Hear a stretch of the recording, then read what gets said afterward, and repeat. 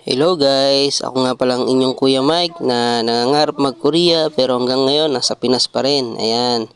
Ngayong araw ay nililinis ko nga pala ang aking motor. Dahil ilang araw to na bakante. Tuwing day off ko lang kasi to na gagamit. Hindi ko naman to ginagamit na pangpunta sa aking trabaho kasi nga dagdag puyat. Hindi katulad pagka babiyahe ka na lang, makakaidlip ka pa sa bus.